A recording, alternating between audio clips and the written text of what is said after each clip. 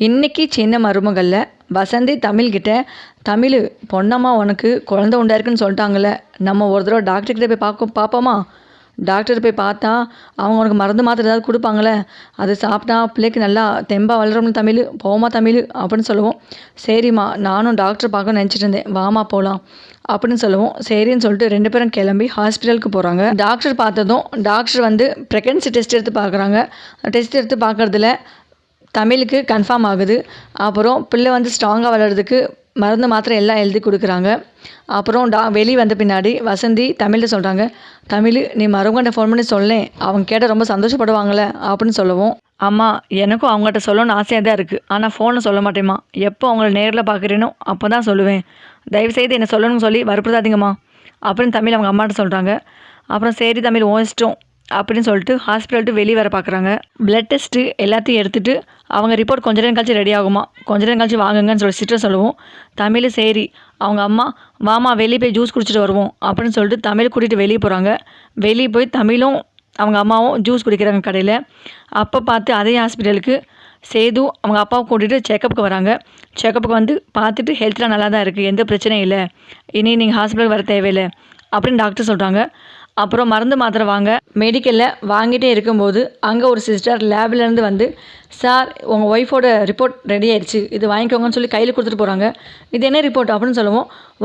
உங்கள் ஒய்ஃபோட pregnancy report தான்" அப்படின்னு சொல்கிறாங்க. "ஒய்ஃபோட ப்ரெக்னன்சி ரிப்போர்ட்டா? நீங்கள் யாரை பற்றி சொல்கிறீங்க மேடம்?"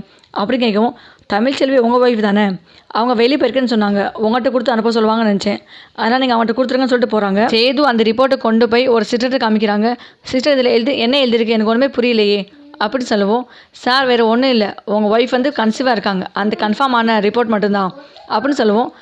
"ப்ரெக்னன்சி ரிப்போர்ட் எனக்கு ஒன்றுமே புரியல, உங்கள் ஒய்ஃப் வந்து முழுகாமல் இருக்காங்க, அந்த ரிப்போர்ட் தான் சார்" அப்படின்னு சொல்லுவோம்.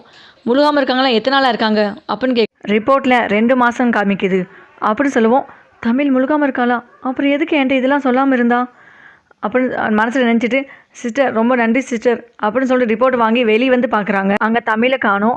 ஓடி போய் அவங்க அப்பாட்ட, "அப்பா, தமிழ் முழுகாமல் இருக்கலாமா" அப்படின்னு சொல்லுவோம். "என்ன ஏன் சொல்கிறேன், இதெல்லாம் உன்ட்டு யார் சொன்னா?" "இப்போ தான்ப்பா பிளட் டெஸ்ட் எடுத்து வெளியே போனாலாம், அந்த ரிப்போர்ட் சிஸ்டர் கொண்டு வந்து என்கிட்ட கொடுத்தாங்கப்பா, அதில் தான்ப்பா இதை காட்டுச்சு" அப்படின்னு சொல்லுவோம். "அப்படியா, ரொம்ப சந்தோஷமான செய்தியாக இருக்கே, அந்த பிள்ளை வந்து ஓன்ட்டே டேரெக்டாக சொல்லியிருக்கலாம்ல, ஏன் அவன்ட்டு சொல்லாமல் இருக்குது" அப்படின்னு சொல்லுவோம். "என்ன காரணம் தெரிலப்பா, நம்ம தமிழ்கிட்ட பேசினா தான்ப்பா என்ன காரணம் தெரியும். சரி வா, நம்ம வெளியே எங்கேயாவது இருக்கலான்னு பார்ப்போம்" அப்படின்னு சொல்லிட்டு வெளியே நடந்து பார்க்கும்போது ஒரு கடையில் நின்று 2 பேரும் டீ குடிச்சிட்ருக்காங்க. அங்கே சேது தமிழை பார்த்துட்டு, "தமிழ், எப்படி இருக்க தமிழ்" அப்படின்னு கேட்கவும், தமிழுக்கு ஒன்றும் சொல்ல தெரியாமல் சும்மா நிற்கிறாங்க. இவருக்கு என்னாச்சு, என் மேலே அவ்வளோ கோவத்தில் இருந்தாரே, எப்படி திடீர்னு நல்லா பேசுகிறாரே, என்ன காரணமாக இருக்கும் அப்படின்னு மனசில் நினச்சிக்கிட்டே, "நல்லா இருக்கீங்க, நீங்கள் எப்படி இருக்கீங்க" அப்படின்னு கேட்கவும், "நான் நல்லா இருக்கேன் தமிழ், எனக்கு என்ன, என்னை பார்த்துக்க எங்கள் அம்மாவை வந்து பிறக்கும்போது எனக்கு என்ன கவலை" அப்படின்னு சொல்லுவோம். "என்ன சொல்கிறீங்க, எனக்கு ஒன்றுமே புரியலையே" அப்படின்னு தமிழ் கேட்குறாங்க. "என்ன தமிழ், புரியலேன்னு சொல்லிட்டு இருக்கியா? இப்போ தான் சிஸ்டர் வந்து ஒரு ரிப்போர்ட் என் கையில் கொடுத்தாங்க, அந்த ரிப்போர்ட்டில் தான் நீ முழுகாமல் இருக்கியாம்ல, சிஸ்டரே என்கிட்ட சொல்லிட்டாங்க" அப்படின்னு சொல்லுவோம். "அப்படியா, உங்கள்கிட்டயே கொடுத்தாங்க அந்த ரிப்போர்ட்டை?" "ஆமாம் தமிழ், என்கிட்ட தான் கொடுத்தாங்க. இந்த விஷயத்த நானே உங்களை நேரில் பார்த்து சொல்லணும்னு ஆசைப்பட்டேங்க, ஆனால் எனக்கு பயமாக இருந்துச்சு, அதான் சொல்லலை." "என்ன தமிழ், இவ்வளோ பெரிய விஷயம் நடந்திருக்கு, நீ உடனே வந்து என்ன சொல்ல வேண்டாமா? ரொம்ப சந்தோஷம் தமிழ், இப்போ ஒன்றும் கெட்டு போகல, என்னை மன்னிச்சிரு தமிழ், உன் வயிற்றில் குழந்தை இல்லைன்னு சொன்னேன், அதை என்னால் தாங்கிக்க முடியல, இப்போ நீ நம்ம வீட்டுக்கு வா, நம்ம எல்லாம் நல்லபடியாக சந்தோஷமாக இருப்போம்" அப்படின்னு சொல்லி உடனே வசந்தி, "அதான் மருமங்க சொல்கிறாப்புல, நீ போமா, நீ உங்கள் வீட்டிலே போய் நல்லபடியாக இரு" அப்படின்னு சொல்லுவோம். தமிழுக்கு ரொம்ப சந்தோஷமாக இருக்குது. "சரிம்மா, அம்மா நான் வீட்டுக்கு போயிட்டே வரேம்மா, அப்பா எல்லாத்தையும் சொல்லிடுமா" அப்படின்னு சொல்லுவோம். "அதெல்லாம் நான் சொல்லிக்கிறேன் தமிழ், நீ நல்லபடியாக போய் இருந்தாலும் எனக்கு ரொம்ப சந்தோஷம் தமிழ், நல்லபடியாக போயிட்டு வா தமிழ்" அப்படின்னு சொல்கிறாங்க. அப்புறம் சேது தமிழ் கை பிடிச்சிட்டு வீட்டுக்கு கூட்டிகிட்டு போகிறாங்க. ஓகே வீவர்ஸ், அடுத்தடுத்து சின்ன மருமகளில் இதுதான் நடக்க போகுது.